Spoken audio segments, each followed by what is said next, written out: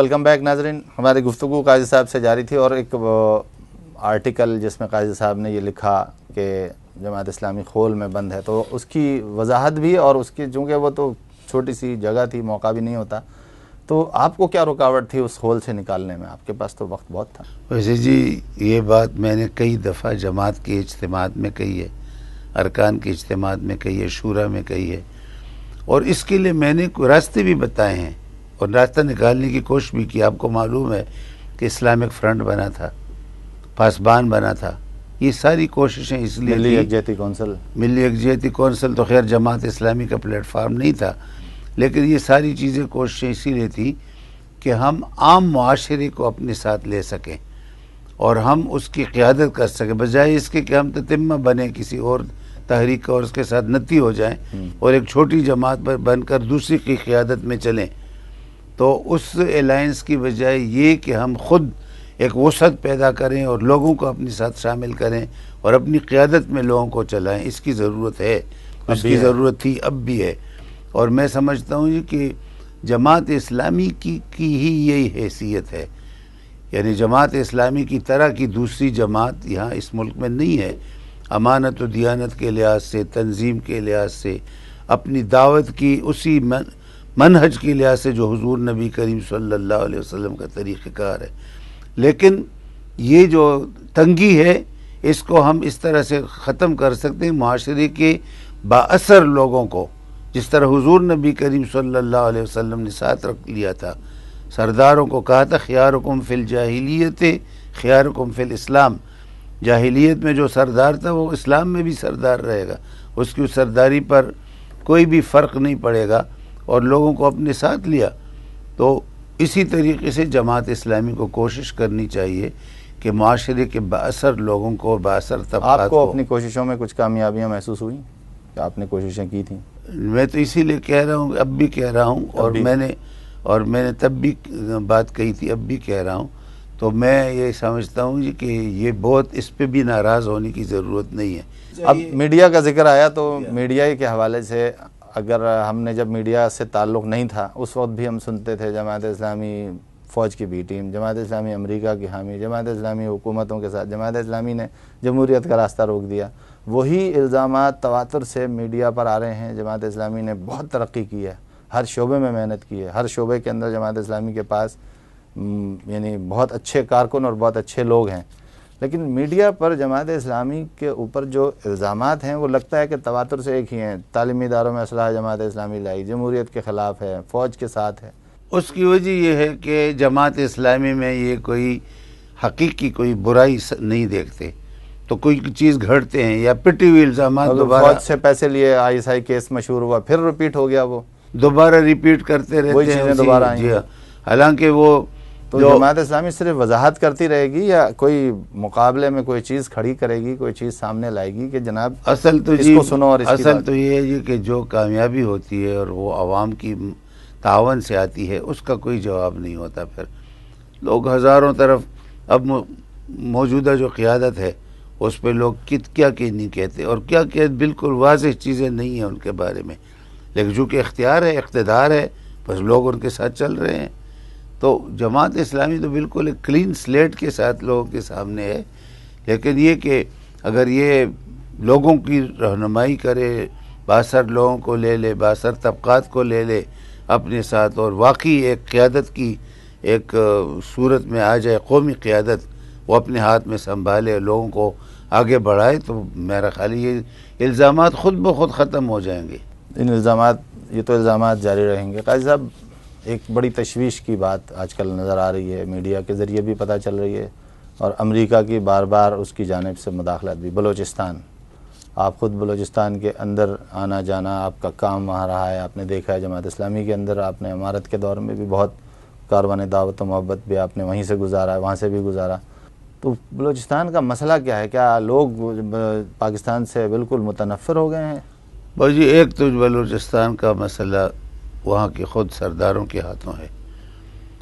جو بہت سارے سردار ایسے ہیں جو شیخ بننا چاہتے ہیں گلف کی شیخوں کی طرح، اور ان کو امریکہ نے اور دوسرے لوگوں نے یہ لالچ دی ہے کہ تم بھی دبئی اور ابوظہبی اور ان لوگوں کی طرح شیخ بن جاؤ گے، بس ہماری بالادستی تسلیم کر لو، تو پاکستان سے ہٹ کے.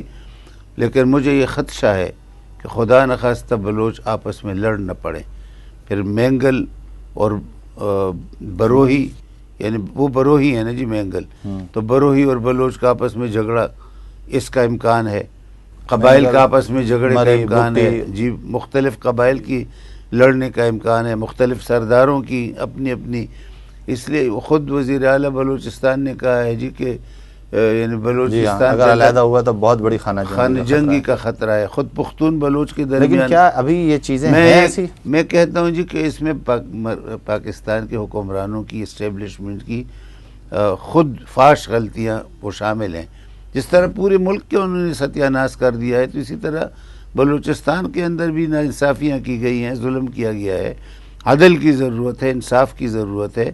بلوچستان کے وسائل پر پہلا حق بلوچوں کا اور بلوچستان کے رہنے والوں کا تسلیم کرنے کی ضرورت ہے.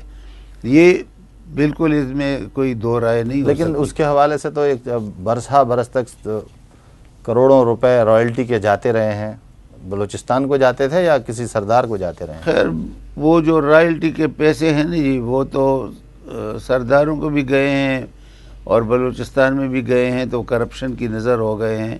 لیکن اتنے تھے بھی نہیں. وہ بلوچستان میں جو وسائل ہیں، خود ریکوڈک کی جو تانبے اور سونے کے ذخائر ہیں، سب لوگ کہتے ہیں کہ 4-5 سال کے اندر پورے قرضے ہمارے اتر سکتے ہیں.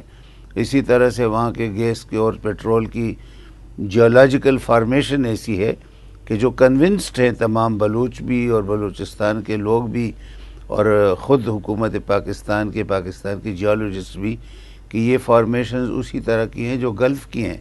تو یہاں پہ بہت امکانات ہیں گیس اور پیٹرول کی برآمد ہونے کی.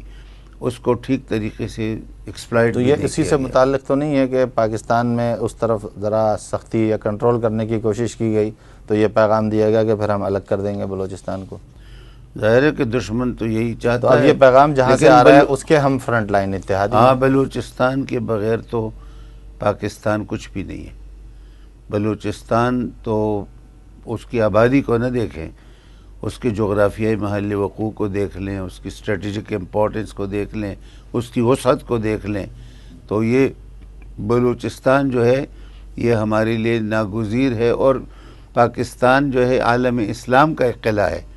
اور بلوچوں کو اگر بلوچستان کے رہنے والوں کو اگر دعوت دی جا سکتی ہے تو ان کو اس پہ کہ امریکہ اور بھارت اور اسرائیل یہ ہمارے دوست نہیں ہیں اور آپ آزاد نہیں ہوں گے بلکہ آپ دوسری غلامی میں آئیں گے.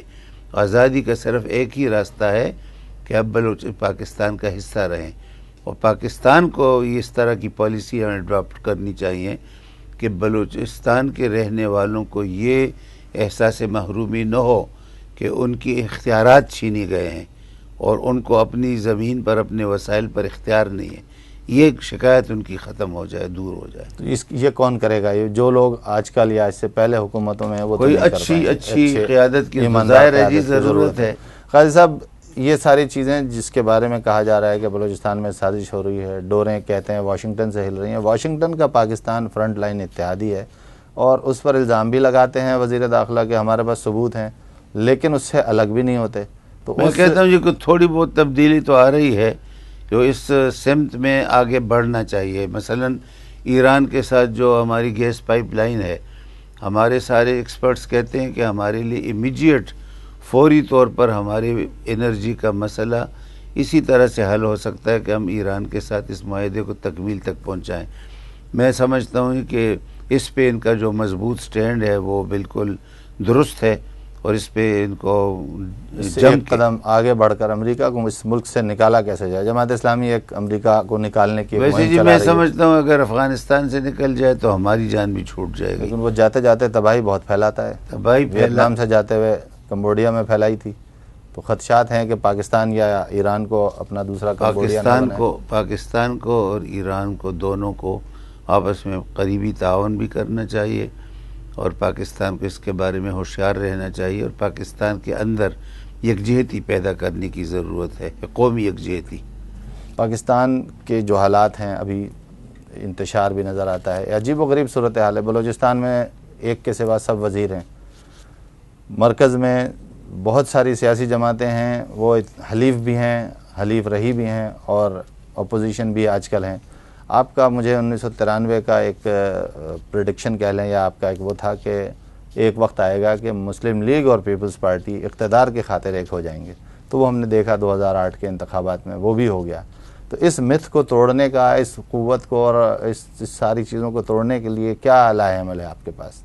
ویسے میں تو سمجھتا ہوں جی کہ سارا جو اصل جو چابی ہے وہ عوام کے پاس ہے، جو کلید ہے وہ عوام کے پاس ہے، عوام کو اپروچ کرنا ابھی چاہیے۔ عوام تک پہنچی نہیں ہے، مطمئن ہونے کی حد تک آپ نہیں پہنچ سکے؟ نہیں، میں سمجھتا ہوں جی کہ عوام کو زیادہ ابھارنے کی ضرورت ہے، ان کو زیادہ قوت کے ساتھ سمجھانے کی ضرورت ہے، تحریکیں چلانے کی ضرورت ہے، تاکہ آواز عوام تک پہنچے اور عوام تبدیلی لا سکتے ہیں، عوام قیادت کو تبدیل کر سکتے ہیں۔